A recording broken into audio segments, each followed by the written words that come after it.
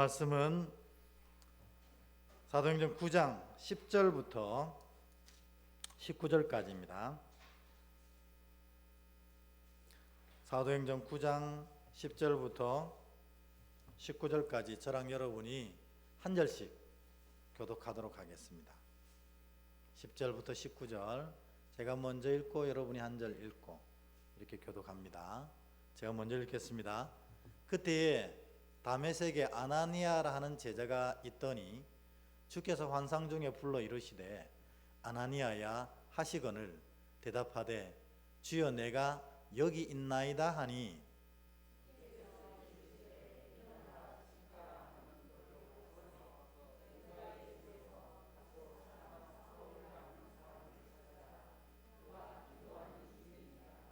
그가 아나니아라는 사람이 들어와서 자기에게 안수하여 다시 보게 하는 것을 보았느니라 하시거늘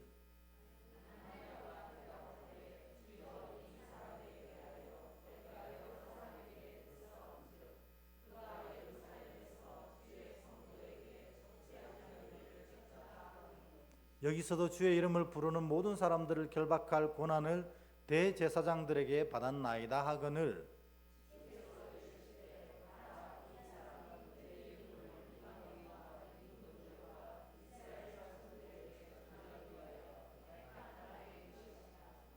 그가 내 이름을 위하여 얼마나 고난을 받아야 할 것을 내가 그에게 보이리라 하시니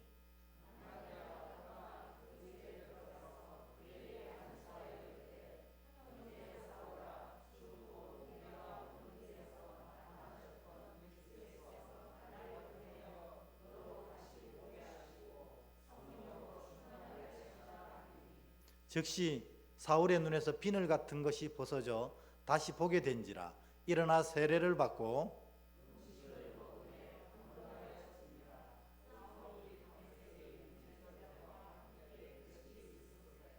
아멘. 19절을 뭔가 이상한 것 같아요, 그죠? 19절은 19절인데 19절에 하나 더 있습니다. 음식을 먹음에 강건하여 지니라. 네. 그리고 사울 그까지는 안 읽었군요. 네. 어쨌든 말씀 잘 읽었습니다. 앞뒤로 또 한번 인사하도록 하겠습니다. 뭐냐면 하나님을 바로 믿읍시다. 이렇게 한번 인사하겠습니다. 시작.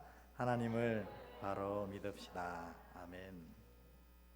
오늘 사울이 지난주 금요일 날 우리가 나눴던 대로 하면 정말 사울이 자기 인생 전체를 걸어놓고 믿었던 하나님인데 그래서 이 하나님을 대적한다고 생각했던 이 그리스도와 그 일당들을 쳐 죽이지 못해서 안달이 났어요. 왜냐하면 내가 내 생명과 내 전 인생을 걸어놓고 섬겼던 하나님을 욕되이 한다는 생각에 견딜 수가 없었습니다.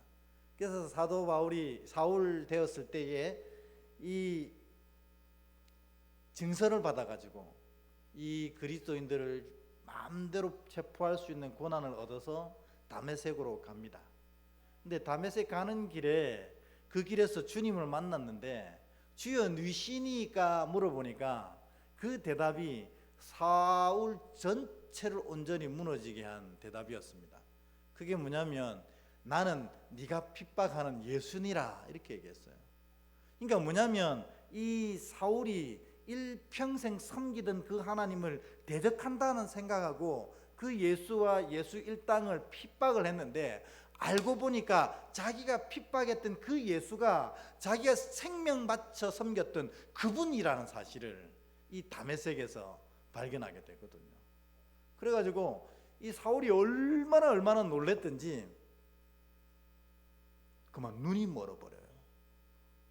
물론 이 예수께서 비추시는 빛을 보아서 눈이 멀었다 이렇게 얘기할 수도 있지만 저는 또 다른 면으로 보면 너무 큰 충격을 받아가지고 실명을 하지 않았는가 그런 생각이 듭니다.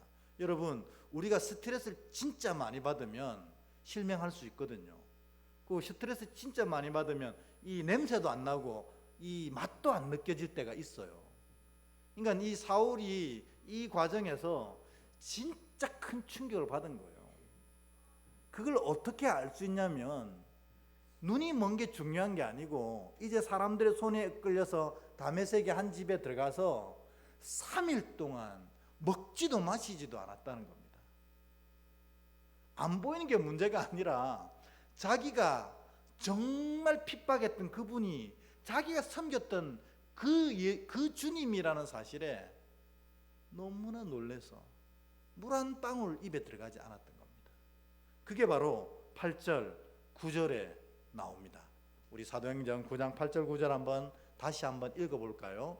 같이 있습니다. 시작. 사울이 땅에서 일어나 눈을 떴으나 아무것도 보지 못하고 사람의 손에 끌려 다메섹으로 들어가서 사흘 동안 보지 못하고 먹지도 마시지도 아니하니라. 여러분, 먹지도 마시지도 못했다가 아니에요. 먹지도 마시지도 않았다는 겁니다. 여러분 같으면 이 입에 뭐가 넘어가겠습니까? 내가 하나님을 핍박했고 하나님을 믿는 자녀들, 하나님의 지체들을 핍박하고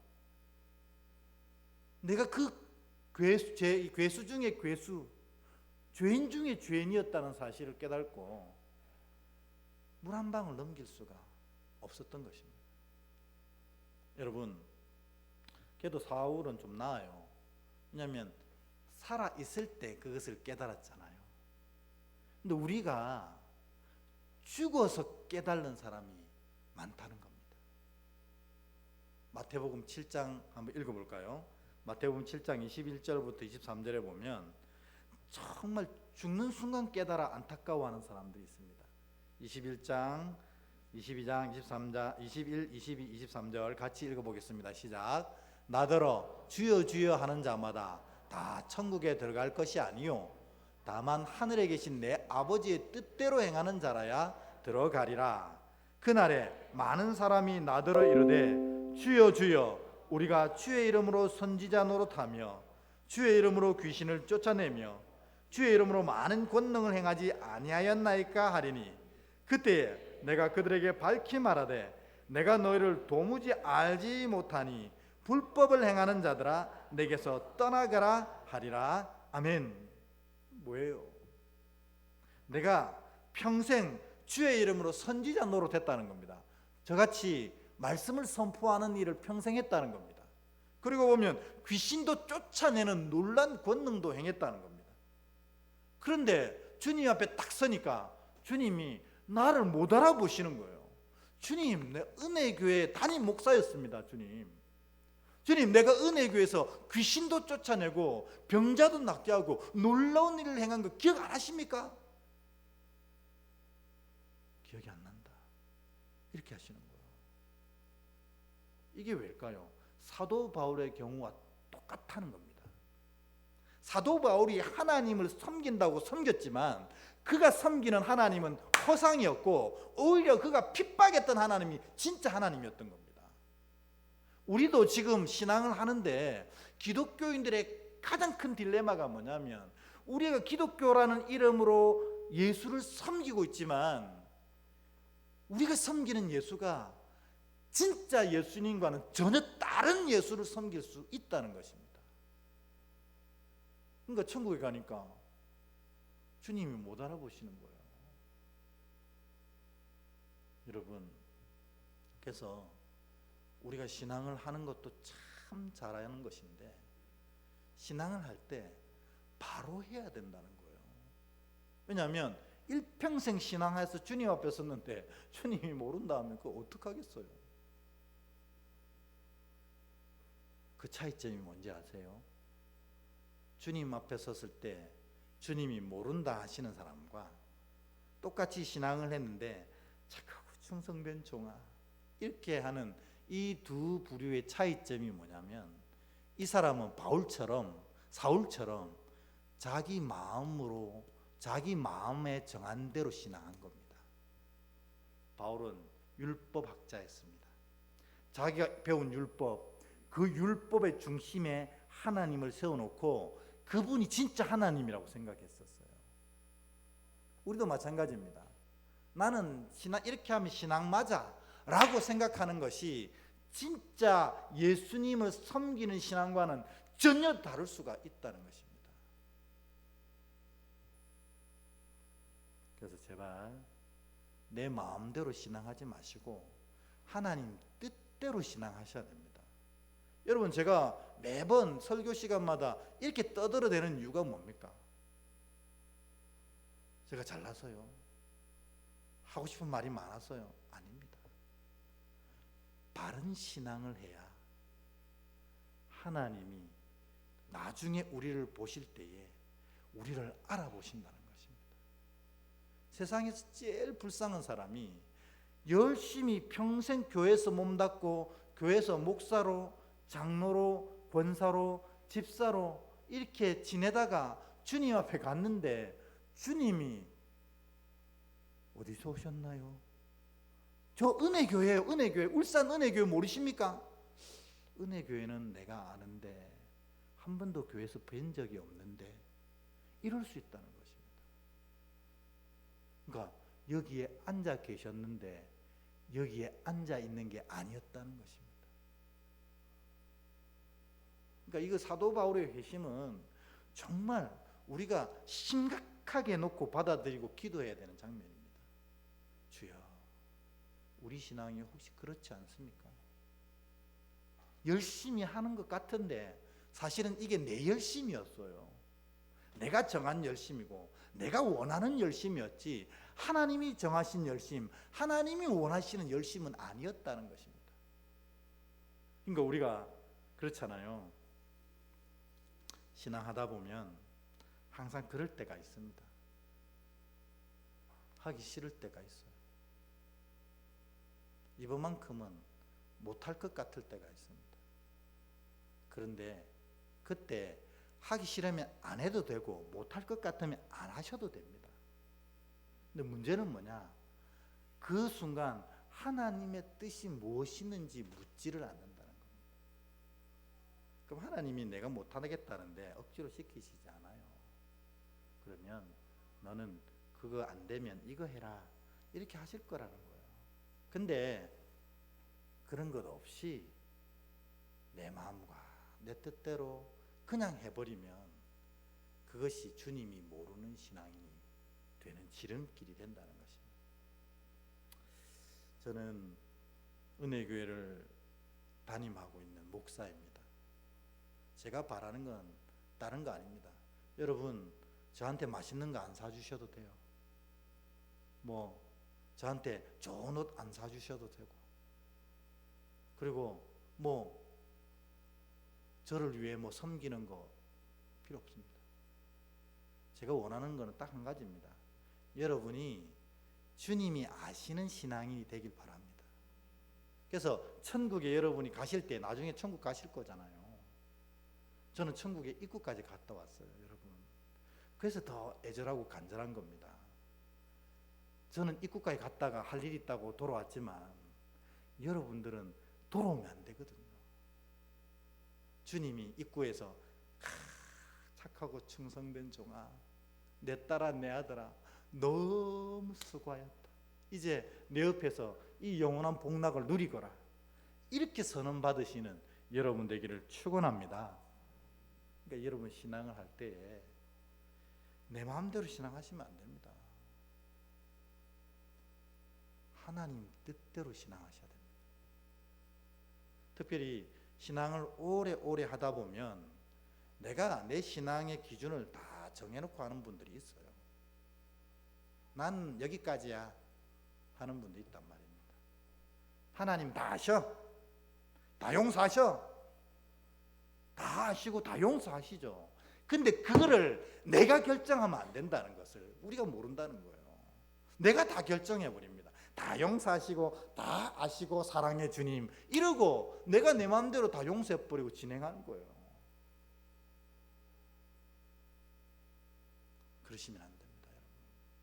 주께 물으셔야 됩니다. 꼭 누구를 여기까지만 하겠습니다. 너무 야단치는 것 같아서. 근데 제가 이렇게 얘기하는 거는 정말 신앙의 진짜 본질이 뭐냐? 그걸 얘기하는 겁니다.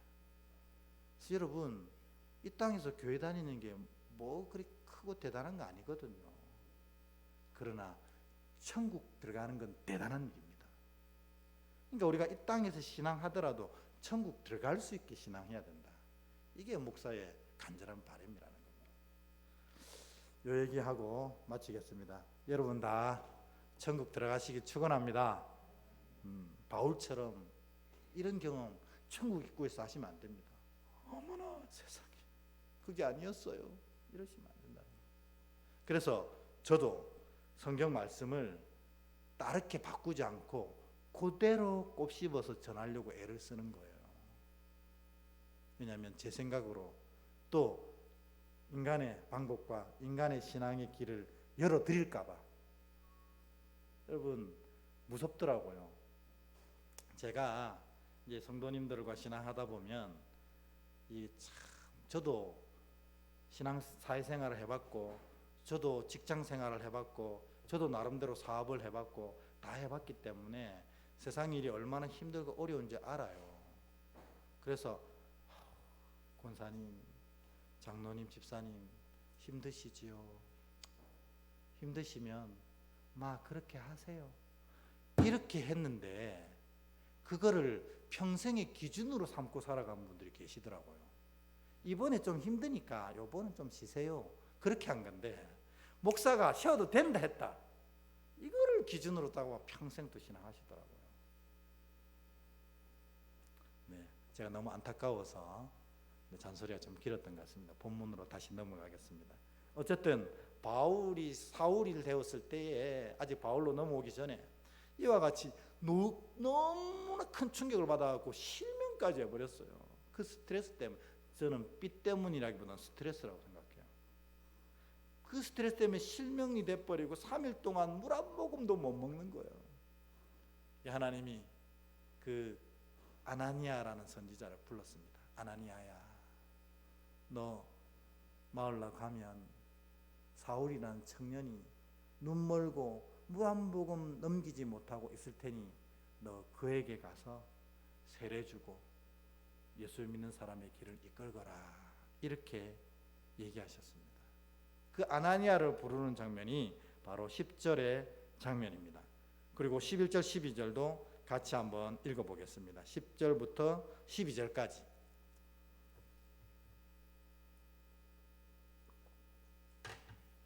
올렸습니까? 10절. 네, 12절까지 읽습니다. 같이 읽을게요. 시작. 그때에 다메섹에 아나니아라는 제자가 있더니 주께서 환상 중에 불러 이르시되 아나니아야 하시거늘 대답하여 주여 내가 여기 있나이다 하니 주께서 이르시되 일어나 직가라 하는 거리로 가서 유다의 집에서 다소 사람 사울이라 하는 사람을 찾으라. 그가 기도하는 중이니라. 그가 아나니아라는 사람이 들어와서 자기에게 안수하여 다시 보게 하는 것을 보았느니라 하시거늘. 아멘. 요 아나니아를 불렀는데 아나니아에 대해서 잠깐 얘기하고 좀 넘어가겠습니다. 아나니아의 이름의 뜻은 뭔지 아시죠?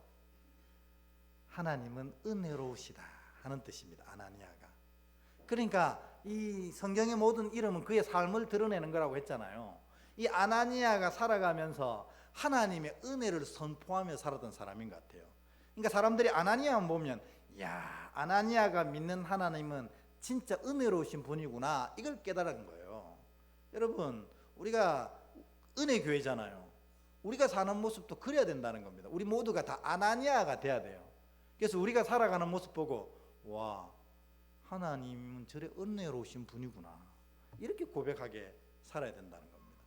그래서 사실은 그래서 제가 한번 짚었습니다. 우리가 다 아나니아입니다. 아멘. 네, 앞뒤에 분한데 아나니아야 한번 불러주세요. 시작.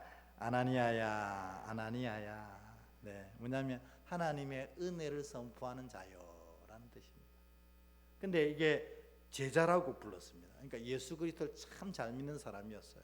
그리고 하나님이 그를 부르실 때에 그가 대답하는 게 이게 성경에 딱 정확하게 그걸 뭐라고 하죠? 관용적으로 하나님이 부르실 때 대답하는 말을 아나니아 그대로 합니다. 뭐냐면 주여 내가 여기 있나이다.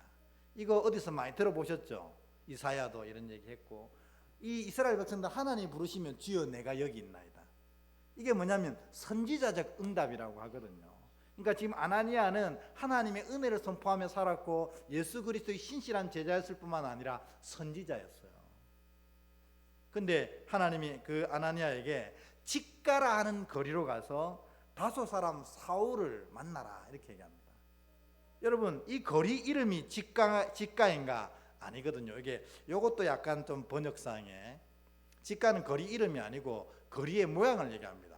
이게 쭉 뻗은 거리를 직가라고 부르거든요. 쭉 뻗은 거리. 그러니까 이게 뭐냐면 이 성사학자들은 하나님의 마음을 드러낸 구절이다 이렇게 얘기해요. 직가가 뭐냐면 빨리 가라는 거죠. 쭉 자루나 우루나 치지 말고 빨리 그 거리를 달려가서 사울을 만나라.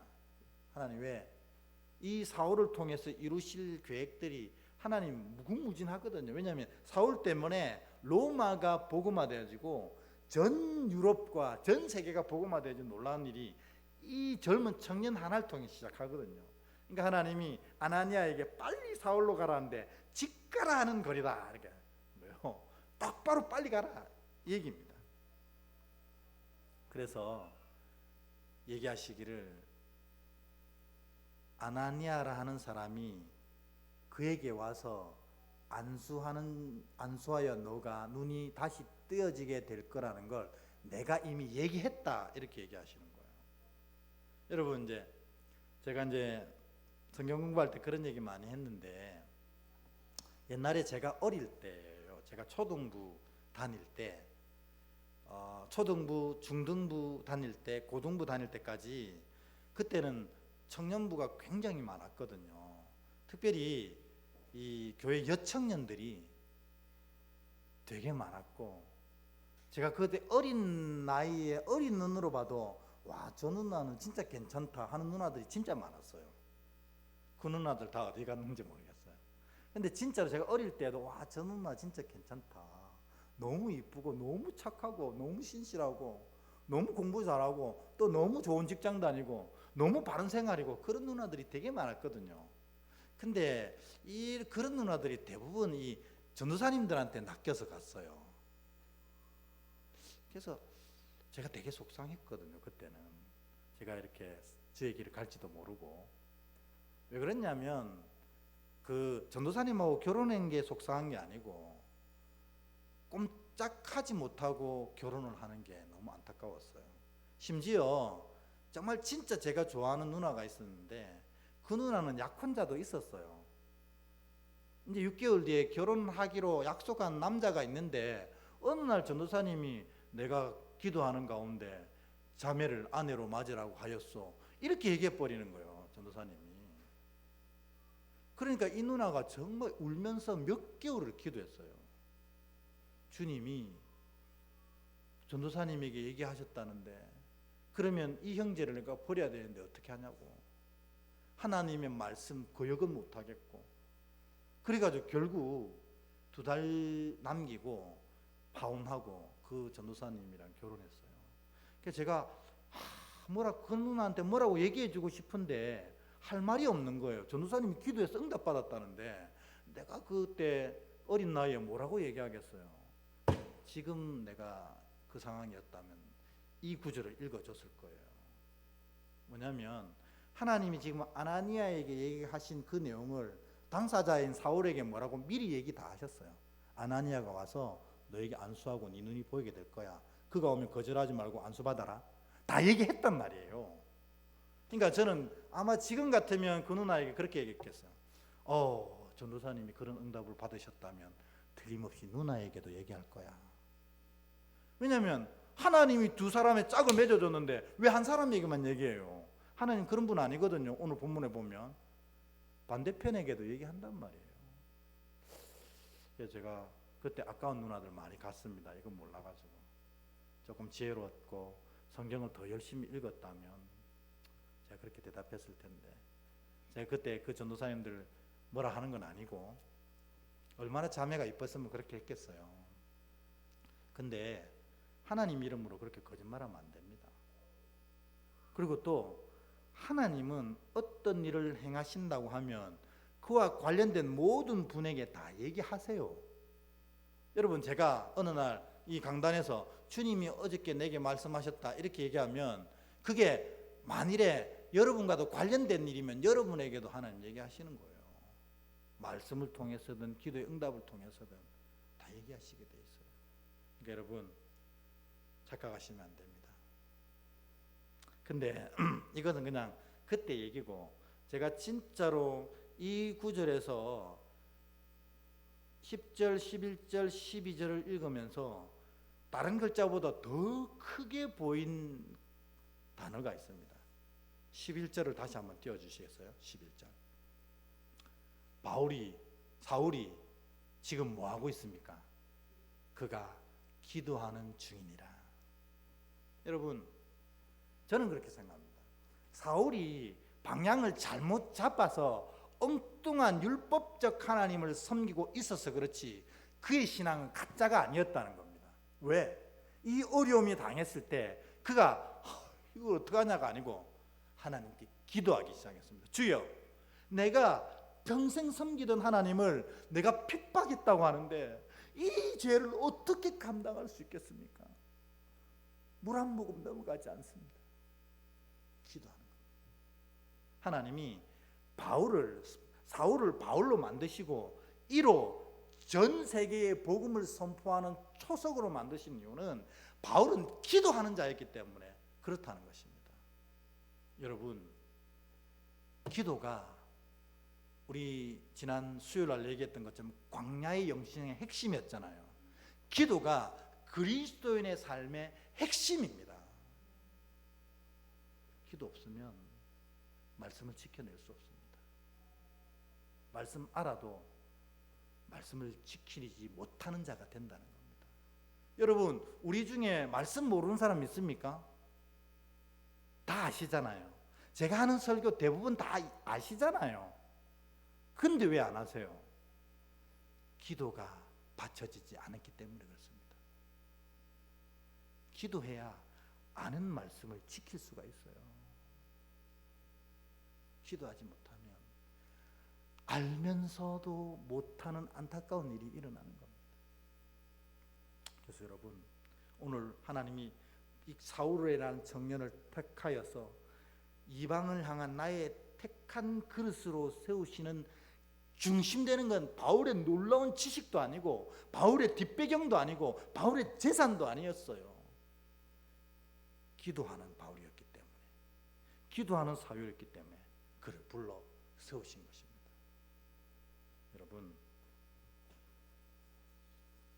여러분이 참된 신앙을 하고 싶으면 기도하십시오. 참된 삶을 이기고 싶으면 기도하십시오. 기도가 우리가 할 수 있는 신앙의 전부입니다. 얼마나 해야 됩니까?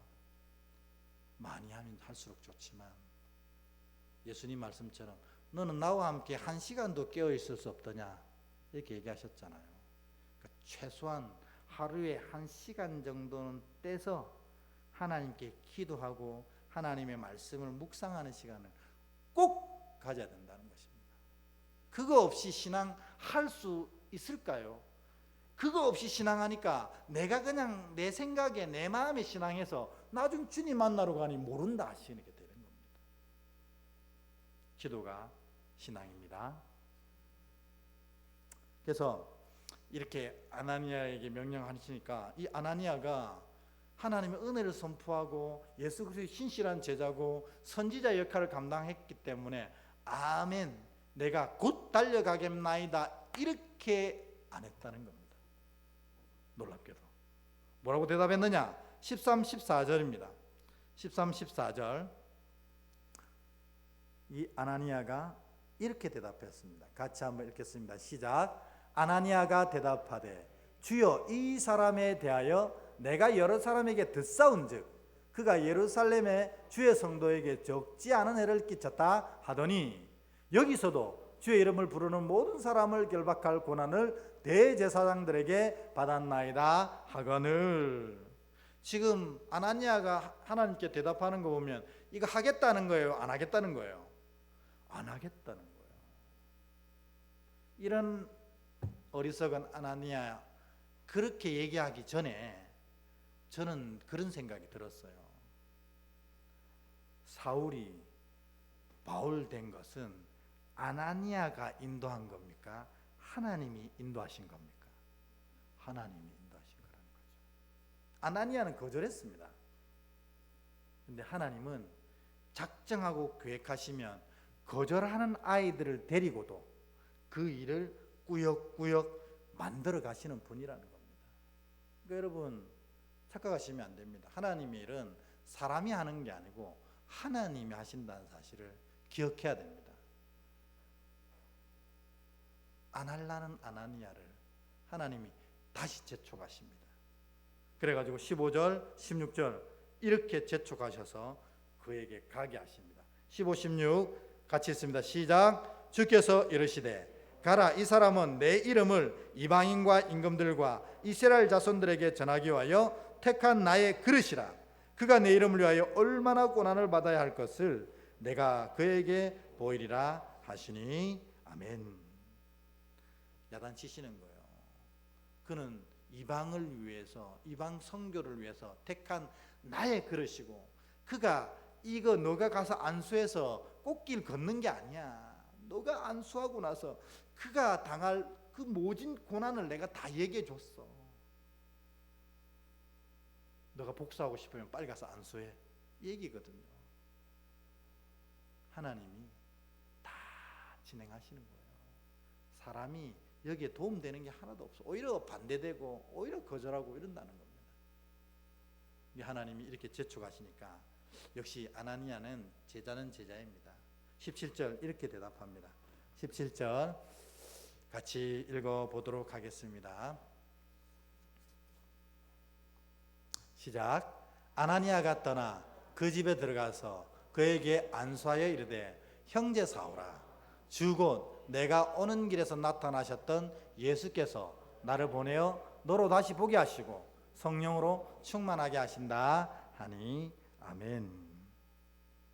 이 아나니아가 이제 하나님 가라고 하시니까 갔는데 그 마음에 온전한 변화를 일으켰다는 증거가 뭐냐면 이 사울을 부를 때 뭐라고 불러요? 형제라고 부릅니다. 여러분 이미 아나니아의 마음에 사울을 받아들였다는 겁니다. 하나님 얘기 때문에 그렇습니다. 사실 이 어제까지만 해도 우리를 잡아 죽이겠다고 서슬퍼했던 청년이었거든요. 그런 권능과 그런 힘도 있었어요. 그런데 오늘 그에게 가서 안수하고 예수 믿는 사람이 되게 하라고 하니 사실 두려웠던 겁니다. 그런데 하나님이 얘기하시니까 받아들이고 순종하며 사울에게 가서 첫 마디를 뭐라 하냐면 형제 사울아 이렇게 부르는 겁니다. 여러분 우리 교회 안에는 교인들이 있는데요, 서로를 볼 때 딱 두 가지로 불러야 합니다. 두 가지로 이해해야 되고 두 가지로 서로를 받아줘야 합니다. 첫 번째가 뭐냐면 죄인이라는 겁니다. 서로. 또 죄인이냐? 죄인입니다. 우리가 나만 죄인 아니고 그분도 죄인이고 옆에 있는 분도 다 죄인입니다. 그래서 죄인들이 실수하는 건 당연해요, 안 당연해요? 당연합니다. 그러니까 교회 안에서 누구는 왜 저래? 이런 얘기는 있을 수 없는 얘기예요. 왜? 원래 그렇거든요. 우린 다 죄인입니다. 세상에서 제일 죄 많아서 가장 먼저 구원받은 겁니다. 제일 급한 사람들이기 때문에. 사실 그렇게 따지면 저 세상에 있는 사람들은 열심히 사는 사람, 착한 사람들 많아요. 우리가 제일 죄가 많아서 주님 제일 먼저 불러주신 거예요. 저는 여기까지 섰습니다. 그러니까 여기 중엔 제가 죄인 중에 괴수입니다. 그래서 주님이 목사라는 아까운 자리까지 하나 쓰셔가면서 저를 불러주신 거거든요. 교회는 서로를 향해 그렇게 이해해야 됩니다. 근데 그냥 죄인은 아니죠. 무슨 죄인입니까? 용서받은 죄인입니다. 그러니까 이미 용서받았는데 내가 정죄할 게 뭐가 있어요? 그가 실수하는 건 당연한 거고 내가 용서할 것 없이 이미 용서받은 죄인인데 뭐. 교회에서는 서로가 이렇게 불러야 됩니다. 용서받은 죄인으로. 두 번째가 뭐예요? 오늘 아나니아 얘기한 것처럼 형제요, 자매요. 왜요? 우리가 한 아버지잖아요. 한 아버지를 섬기는 다 형제 자매거든요. 그래서 우리 교우 중에 한 명이 아프면 우리 교회 전체가 아파하는 겁니다. 왜냐하면 내 형제고 내 자매이기 때문에 그렇습니다. 그래서 교회 보면은 형제님, 자매님 이렇게 부르잖아요. 그건 뭐 특별한 호칭이 아니고 한 분 하나님을 섬기기 때문에 형제가 되고 자매가 됐다 하는 겁니다.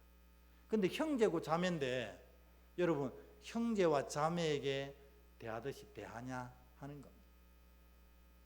오늘 교회인들은 이 두 가지 이렇게 돼야 됩니다. 용서받은 죄인으로 대하고 그 다음에 형제와 자매로 대하고. 이제 말씀을 맺겠습니다. 오늘 이야기를 쭉 들어보면 믿음에 대한 새로운 정의가 하나 생깁니다.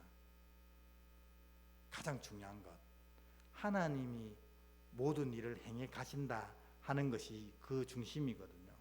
그러니까 여러분, 믿음은 내가 무언가를 해결하려고 드는 건 믿음이 아니라는 겁니다. 믿음은 뭐냐면 뭔가를 해결받으려고 하는 것이 믿음이라는 겁니다. 이거 이해되셔요? 안 되시는가 봐요. 믿음은 다시 한번 얘기 드릴게요. 믿음은 무언가를 해결하려고 드는 게 아니고 무언가를 해결받으려고 드는 겁니다. 이게 믿음이에요. 그래서 믿음의 백성은 하나님이 다 하시기 때문에 어떤 일이 생기면 하나님께 아뢰는 겁니다. 그리고 하나님이 이 일을 행해 나가실 수 있도록 내어드리는 겁니다. 그래서 문제 해결자는 믿음 백성 아닙니다. 나는 문제 잘 해결해, 막 똑똑해, 이런 건 믿음 아닙니다. 문제를 잘 해결받아, 이게 믿음이라는 겁니다. 이 얘기 이해하셨죠? 이해해야 됩니다. 그래야 진짜 믿음이 갖춰진 거거든요. 우리가 신앙하다 보면 너무 똑똑해요. 우리가 너무 잘났어요. 다 자기가 다 알아서 합니다.